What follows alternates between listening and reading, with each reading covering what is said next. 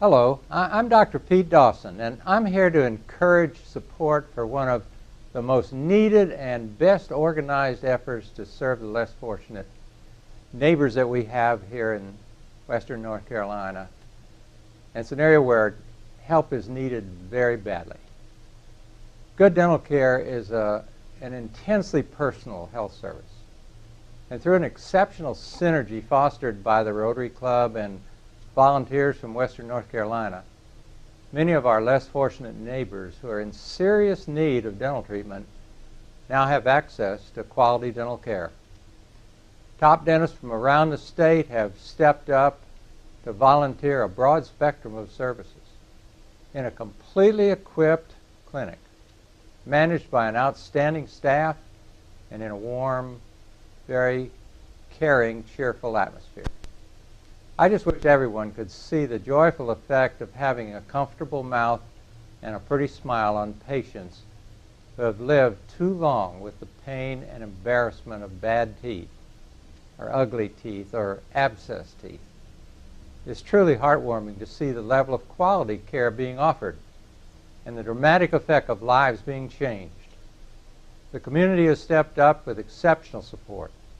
Many busy dentists have donated their time and talents, but the need is great. More dentists could fill unmet needs. I can promise that serving in the free dental clinic will be a very rewarding way to share your blessings. So please come and take a look.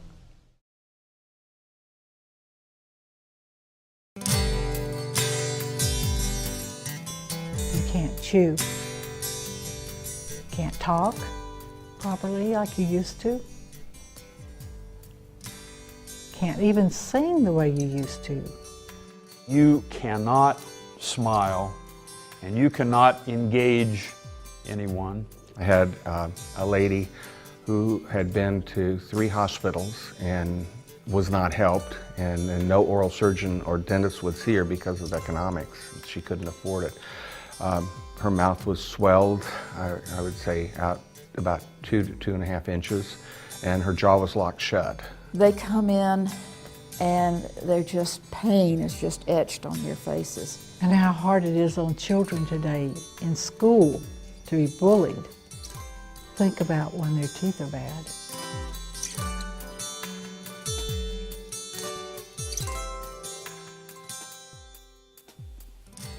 It's hard enough when they're poor.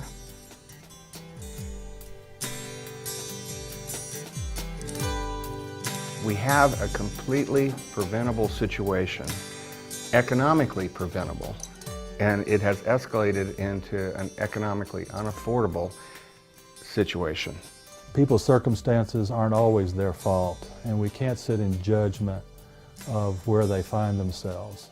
People are hurting financially. Their teeth are the first thing they neglect. I mean, you've got to feed your kids. You've got to pay your electric bill. You've got to pay your mortgage if there's any hope you're going to hang on to your house. And even now, some of the people who were great contributors in the building profession 6 years ago are now recipients of care because they don't have any money. And they're like a house that has gone into disrepair. They need a lot of work to catch back up to where they've been. One patient confided in her that she felt invisible because nobody wanted to help her. Nobody wanted to look at her because her teeth were so ugly. And that after she went to the clinic and was treated, she didn't feel invisible anymore. She felt like she was a real person. We change lives, and we have the motto, we change lives one tooth at a time, and these guys do it. You're a human being. You're in pain. I can help. What this clinic has allowed me to do is to practice purely out of love.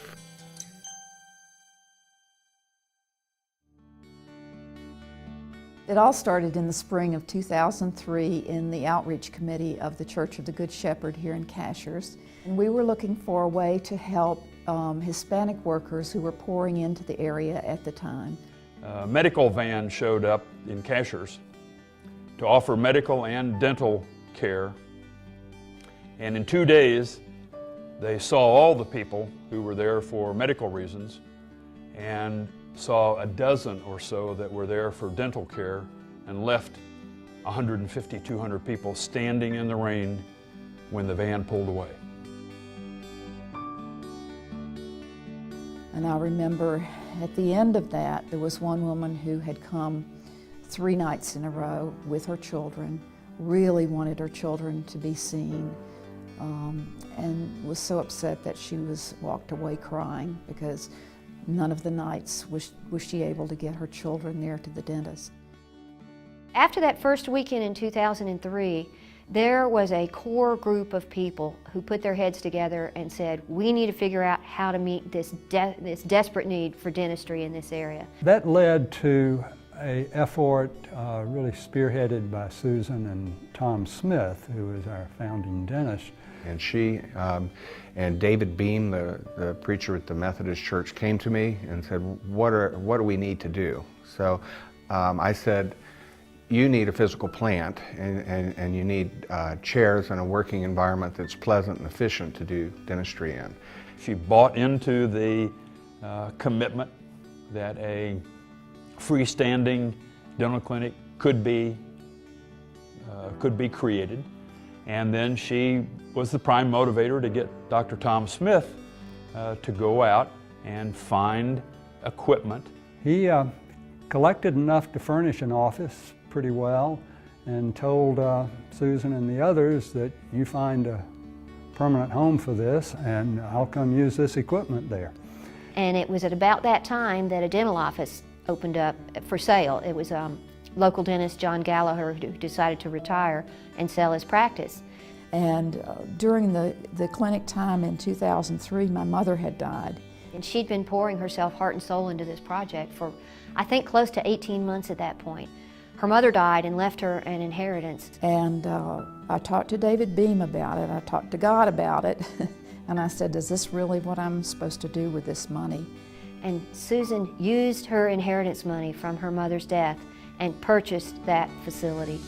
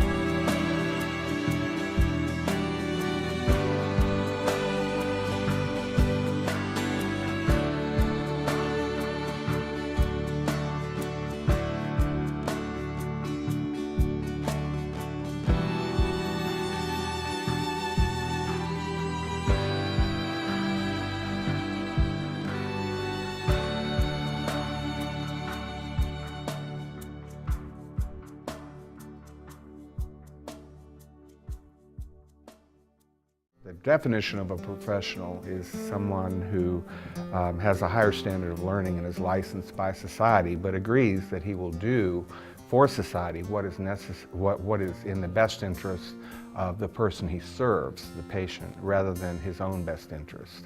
My whole basis for giving time at the clinic was totally a private resolution between me and the Lord, okay, that I was going to do this in thanks for what Jesus did for me 2,000 years ago. I feel like it was sort of a gift that was given to me, and I just want to give back some. I love being involved in free dentistry. I love being able to look at somebody, see what they need to do, and be able to do it. And I love sharing my time with these patients. I mean, not only have we changed their life, but they've changed mine as well. As a dental assistant in that place, and to work as closely as we all do with patients, and to feel the sense of kinship and camaraderie that I feel with the people I work with, is a humbling experience. Working as a dental assistant with the dentist we have and with the patients that we have is probably one of the most rewarding experiences I've had in a long, long time. It's such an evolving organization. Much of what we do depends upon what the dentists want to do. We never in our lives dreamed that a dentist would walk in the door and want to do TMJ splints. It's very hard to keep dental clinics going when you don't have that central dentist who's willing to work a lot of hours, stay with you day in, day out, year in, year out. When you work in the dental clinic, Karen makes sure that you have anything and everything you need. Endodontists who work there are given the best and the finest endodontic equipment. We even have an endodontic microscope that was donated to the clinic by another dentist. So I never, ever thought that it could have advanced the way that it did. From using that old equipment and making do with one x-ray head to now having x-ray units in all the rooms and a Panorex unit and a cephalometric unit and even a root canal microscope for our specialist that comes in from Atlanta. I'd never thought that this could get to where it is. That's one of the most fun things about working at the clinic is the Fraternal Order of the Tooth Fairies. The whole idea was, I think, the brainchild of Ron and Kay Keller, and I suspect it was probably mostly Kay's idea. One of the people in the back of the room suggested that a gala would fall flat on its face unless there was a tooth fairy involved. Everybody in the group just raised their hands in unanimous support, and then they realized that they had no idea who was willing to be a tooth fairy. I turned around to the group and my wife was pointing at me. Ron is a former professional baseball player. I think he used to pitch for the Minnesota Twins.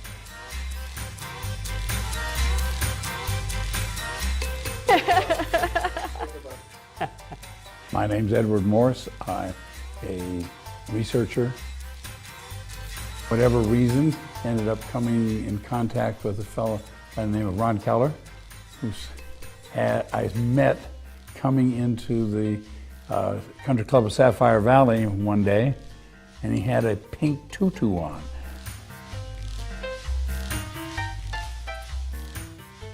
What are we? We're part of the public relations, the PR for the community. Any medical system and service is locked behind four walls. And it's very hard for them to get out. No matter how good they are, it's very hard to get outside of that. A bunch of silly fools walking, willing to get dressed and wander out into the public. Well, they see the tooth fairy, and they see one, and they see two, and they see three, and they see four, and they 5 and 6 tooth fairies. And then somebody's going to say, well, where are they from? Well, they're from the free dental clinic. You've gotten all you need. Well, what about the free dental clinic?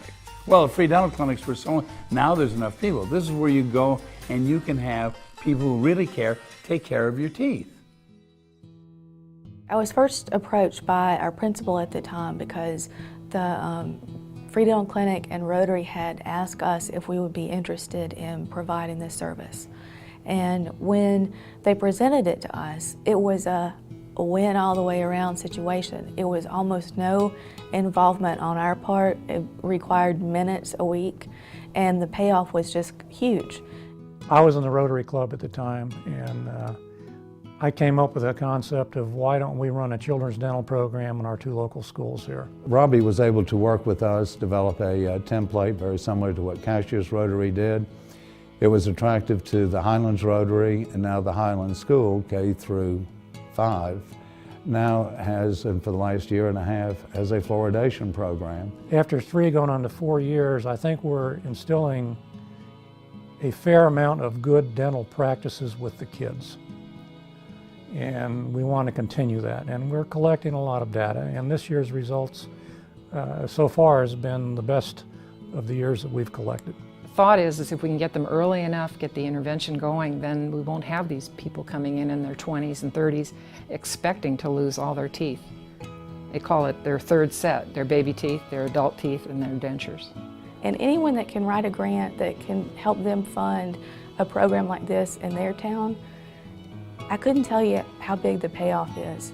I see kids every day that are healthier because their dental health is taken care of. It affects their overall health. It affects how they take care of themselves at home and at school, and it affects their education. It's become, over time, the North Carolina Missions of Mercy Clinic, and they travel from city to city, set up huge dental clinics in big facilities, and treat 300 and sometimes even 400 people over the course of a weekend. This is a cooperative effort between the North Carolina Dental Society, which runs the Mission of Mercy program, the Rotary District that serves this area, and the Blue Ridge Free Dental Clinic.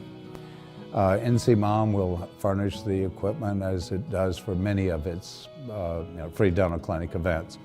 Rotary will be furnishing a lot of the service people, the working people. Being able to sponsor this is another prong in our organization. We can only see so many people in the office. We have a waiting list at any one point in time, 300-400 people that are trying to get in. Missions of Mercy can knock out 300-500 people in one weekend. If we're really successful in attracting the number of dentists we hope we can, we might be able to see as many as 1,000 people over one weekend.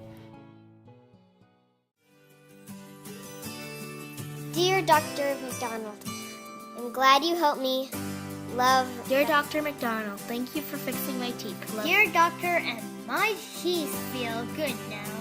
Love. I would never have been able to get my teeth pulled if it hadn't been for you. When I think of you, I think of angels, because you are angels doing God's work. I mean, we're very interested, truly interested in their lives and in the way that they live and what they need and what they want. And we really try to fit all of their needs.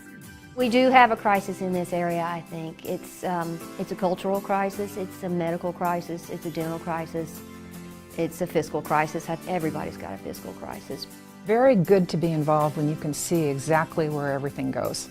You know where the money comes from, and you know where it goes, and you know what it yields. And that's different than so many types of charities where you just write a check and you never get involved, you never see the human face of what happens.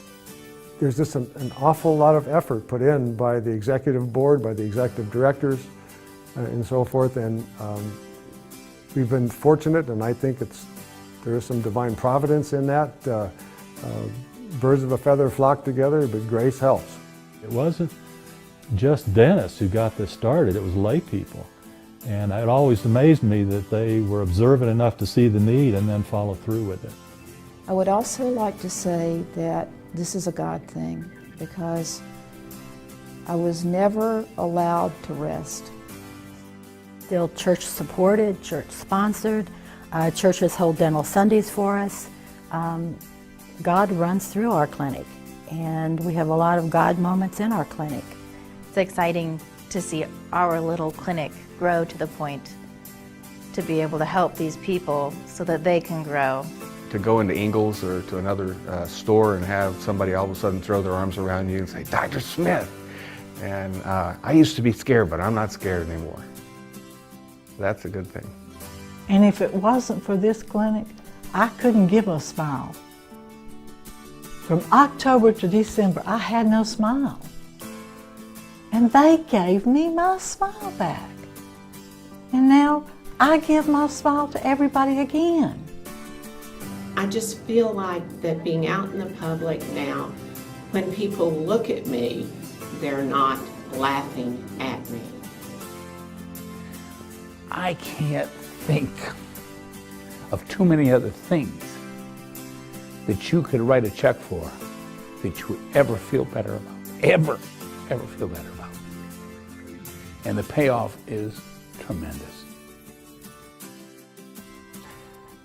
I got to say that there's a higher power working here.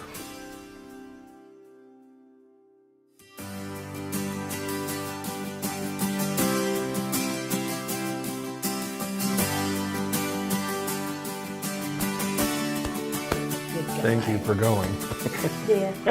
You're welcome. One tooth at a time. And it takes a lot of humility for a colonel in the Marines to sit next to a Spec 5 Army guy and work well together. Yeah, nothing like putting words in your person's mouth.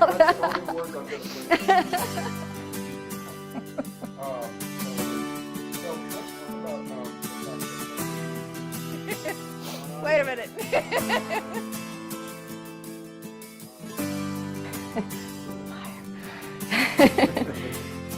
But I started out as a grunt laborer. I'm grown-up men wearing tutus, and you got to pay to get in that club. It's great. These guys pay money to wear tutus, and